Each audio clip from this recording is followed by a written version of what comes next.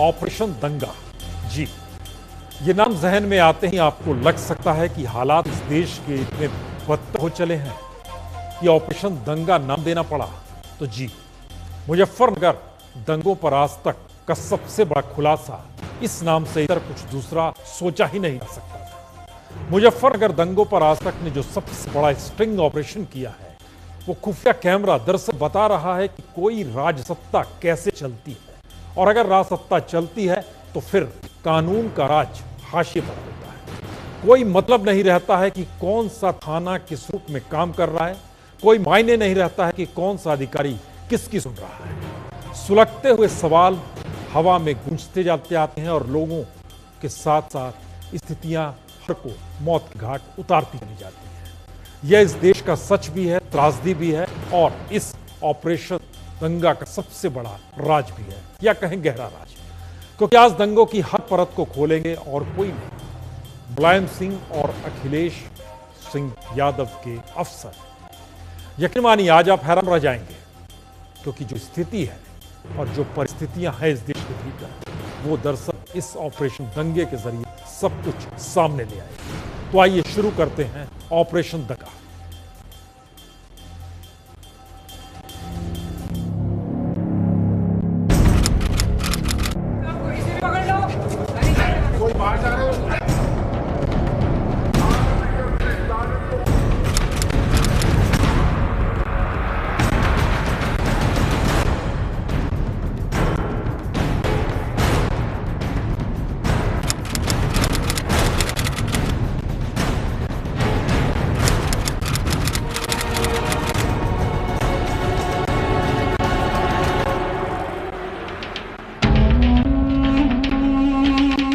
सियासत के स्याह होते रंगों में एक जलता हुआ शहर, जिसकी आंच 15 दिन बाद लखनऊ पहुंची।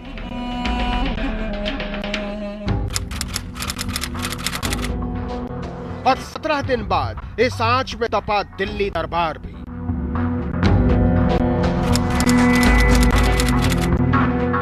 शहर की फिजा बता रही है कि दंगे की आंच पर अब राजनीति की रोटियां सेकी जा रही है। सच तो यह है कि मुजफ्फरनगर अब दंगों में झुलसा एक शहर नहीं, बल्कि हिंदुस्तान में आने वाले सबसे बड़े चुनाव की बिसात बन रहा है। एक ऐसी बिसात जहां वोट के हर दांव खेले जाएंगे।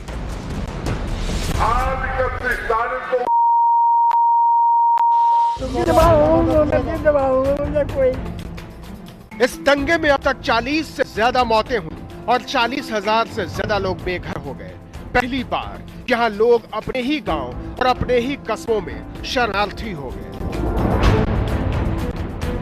इसमें कोई शक नहीं कि यह दंगा खबरों की सुर्खियों से कहीं ज्यादा बड़ा है, और इसीलिए आज तक की टीम इन दंगों की पड़ताल में निकल पड़ी। उन गलियों में जहां साजिश रचने वालों ने इंसान के खून को पानी की तरह सड़कों पर उड़ेल दिया।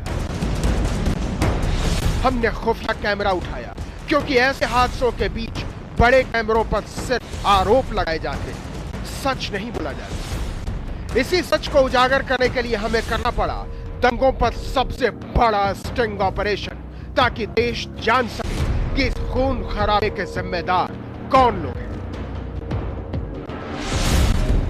आप चौंक जाएंगे, आप सिहर उठेंगे, क्योंकि हम किसी मजबूर या मजलूम का स्टिंग ऑपरेशन नहीं करने जा रहे, बल्कि उन अफसरों का स्टिंग दिखा रहे हैं जो मौका वारदात पर थे, जिनके कंधों पर सरकार का फीता था और हाथों में देश का कानून।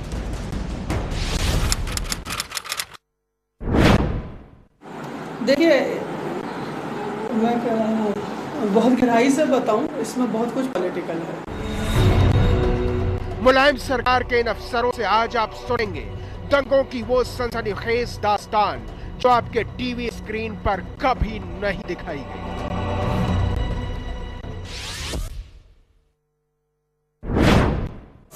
किसी संप्रदाय विशेष का आक्रामक व्यवहार डे बाई डे जो जीवन में, और उसके संदर्भ में पुलिस और प्रशासन की हुई कार्रवाई लचर पचर, ये देखते हुए सरकार क्या चाह रही, हमारी नौकरी कैसे सेफ रहे, और नेताओं की वोट बैंक की राजनीति ने इस देश आदि को सत्यानाश कर दिया। ये बात सही है कि गलत नामजदगी हुई, इस बात को तो हम तो वही मानते हैं जिन्होंने FIR करी को मानते हैं। 2 लड़के आए, उन्होंने मार दिए गए, माँ बाप का क्या मतलब, तेवर नहीं। 60 साल का कोई ये सब जो चीजें थी, इन सब चीजों को उठा लिया, पॉलिटिकल ग्रुप्स ने उठा लिया, किसान यूनियन ने उठा लिया, और इधर पुलिस और कुछ कर पाती कि वो फिर उलझ गई लॉ एंड ऑर्डर में। क्या इन दंगों को सरकार रोक सकती थी? क्या बेगुनाहों को मरने से बचाया जा सकता था? क्या पुलिस के हाथ बंधे हुए थे? क्या दंगाइयों पर गोली चलाने से डर गई पुलिस? ये बात बताओ भाई साहब, हम यहाँ थाने में बैठे हैं ना, हम यहाँ पूरी तो बैठे हैं और ना वो बर्खास्त करके भेज देंगे हमें घर, और बुढ़ापा आ गया, बाल बच्चे दुखी हो जाएंगे, और रोटी कहाँ से खाएंगे?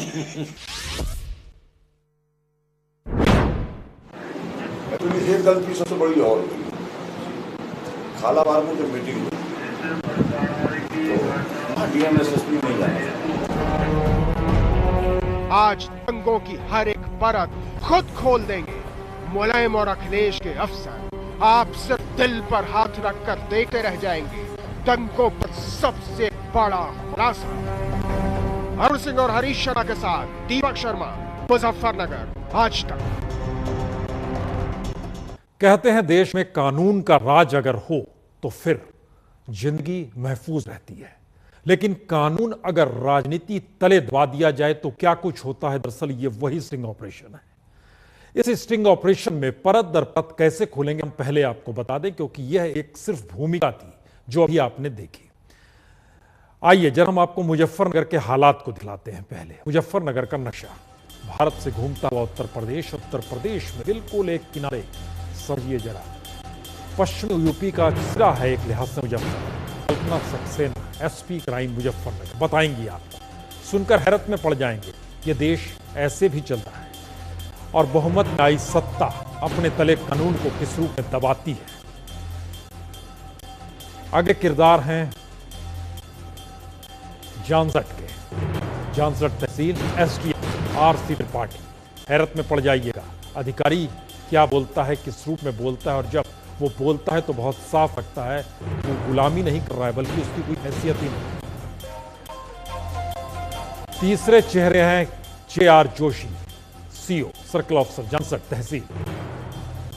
ये सारे एक एक चेहरे आते चले जाएंगे और इस स्टिंग ऑपरेशन में जो बात निकल कर आने वाली है वो दरअसल इसके बाद कई सवाल इस देश में कानून व्यवस्था को लेकर खड़ेगी। समरपाल सिंह SHO भोपा थाना क्षेत्र, बहुत महत्वपूर्ण और इस पूरे दौर में सबसे महत्वपूर्ण थाना क्षेत्रों में से एक यही वो क्षेत्र है। जो समझते हैं भूगोल मुजफ्फरनगर का वो समझे दरअसल किस तरीके से हर थाना क्षेत्र में, ये पुराना थाना क्षेत्र के ऐसा ही है, RS भगौर, ये सारे वैसे शख्स हैं जो एक एक चेहरे आ रहे हैं। उस वक्त जिस तरीके से 26 27 अगस्त को जो हुआ और उसके बाद 7 सितंबर जो कुछ होते चला गया, ये सारे चेहरे उसमें कमान थमाए हुए थे। SHO शाहपुर थाना क्षेत्र सत्य प्रताप सिंह। इन चेहरों के आईने में अगर देखेंगे तो सियासत नजर आएगी, लेकिन कंधों को समझेंगे तो लगेगा इन्हें कानून व्यवस्था तो संभालनी चाहिए।